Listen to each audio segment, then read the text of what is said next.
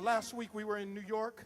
I told you we were in New York associating, and my wife was with me, and we got up early that morning to get ready to go down to the opening session for the conference, and my wife was ironing in the hotel room, and I saw her frantically ironing so we'd be on time, and I just knew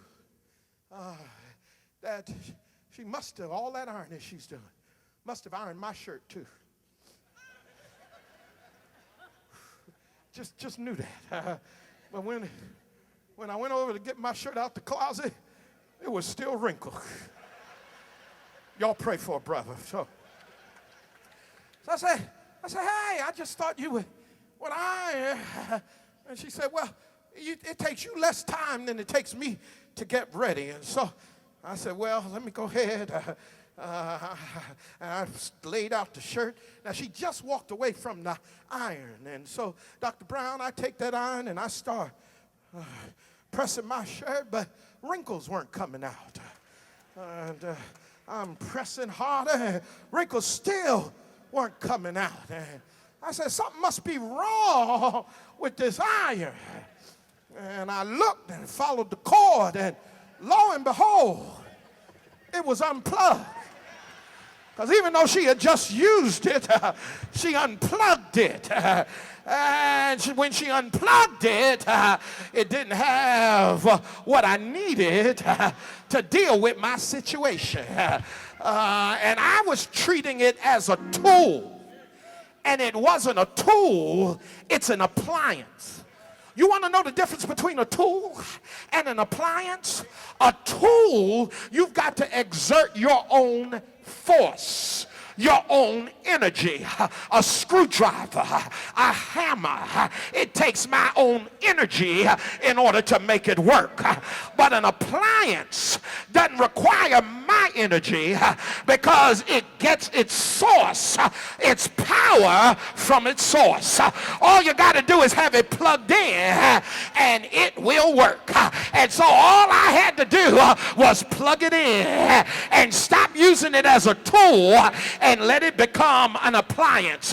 And that's why some folk mess up on ministry, because you listen to somebody who was never effective in their own ministry, and then they tell you, Doc, this is how you got to work it, and this is how you got to get those Negroes to work with you, and this is what you trying to use it as a tool. You trying to manipulate people. You trying to politic your way through. The devil is a liar. Get hooked up to the power source and watch God straighten things out. Watch him get the wrinkles out in your ministry, and you better stay active with it, because if you let it sit too long, there's something called an automatic shut-off, and you'll lose the power that you had until you shake it up. Somebody shout, yeah. Somebody shout, I know that's right. Somebody shout, there. And I'm going to close now. Thank you for your patience. I know you're waiting for the ordination, but that's your power. Somebody shout there. Because that thing started messing with me. Pastor Thurman, it started messing with me. Because it says I was at the Kabar River. I was with exiles. I was in Babylon. And the text says in verse 1, there, the hand of the Lord was upon me. Don't you understand that Ezekiel, while he was a preacher, and while he was a prophet, and while he was a priest, he had a parochial perspective of God's power.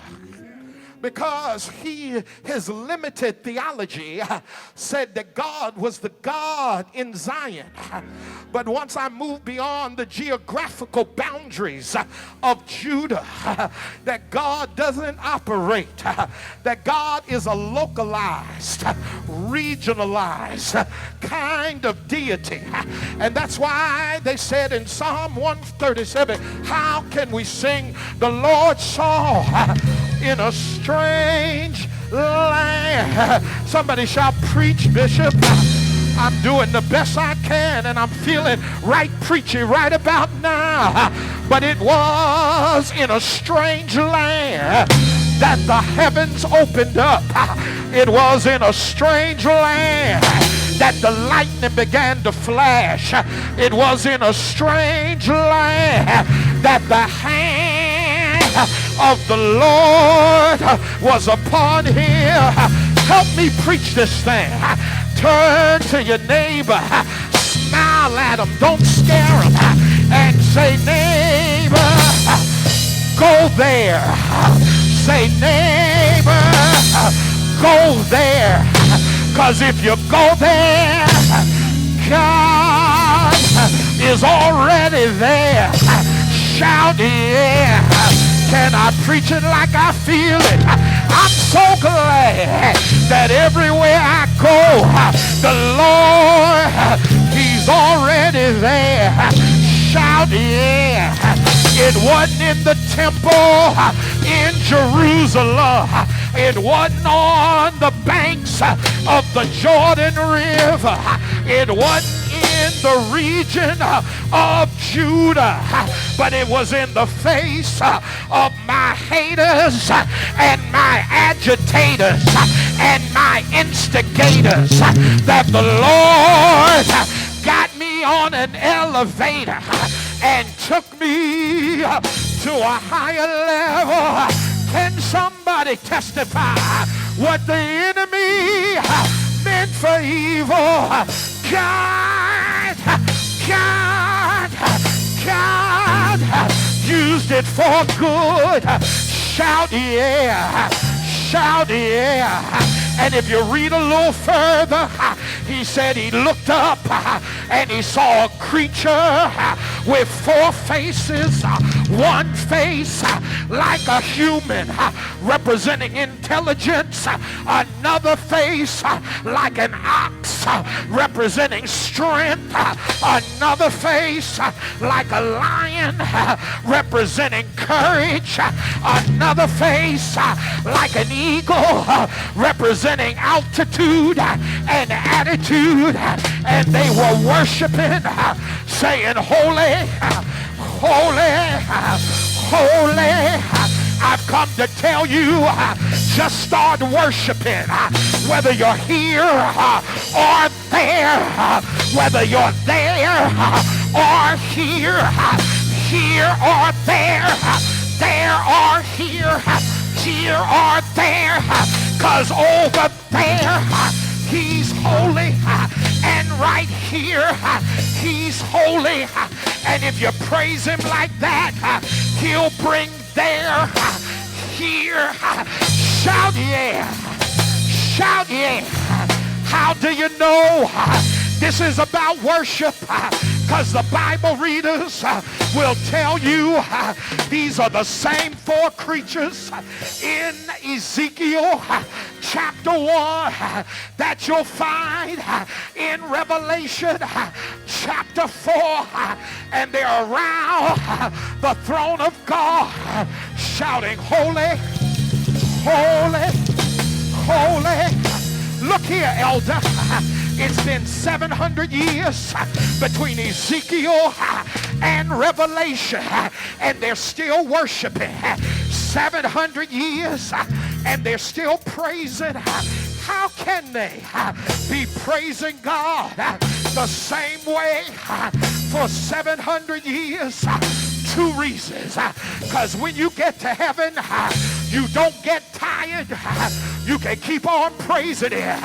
That's why I feel sorry for folk that can't stand praise and are dry like a potato chip and cold like a refrigerator and say it don't take all of that.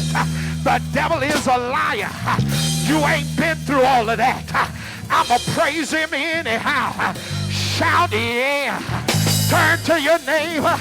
Say, neighbor, I got a praise on the inside, and I gotta get it out. Shout yeah. Shout yeah. Any praises? Any praises? But there's one last reason. There's one last reason that 700 years later, they're still saying holy. And they said to me, Bishop, when we bow down and say holy, when we get up again to say I'm finished now,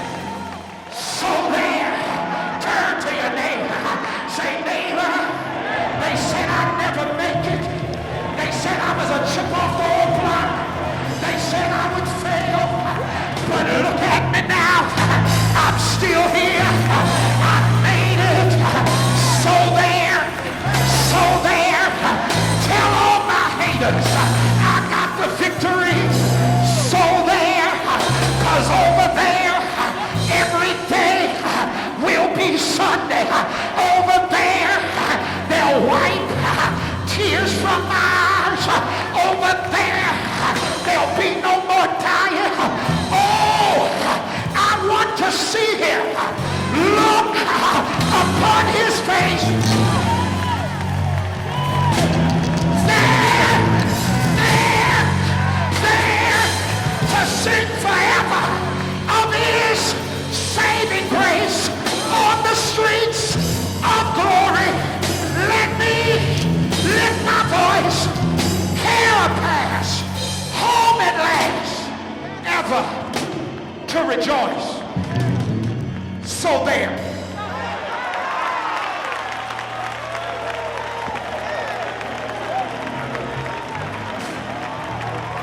Turn to your neighbor, tell him, so there.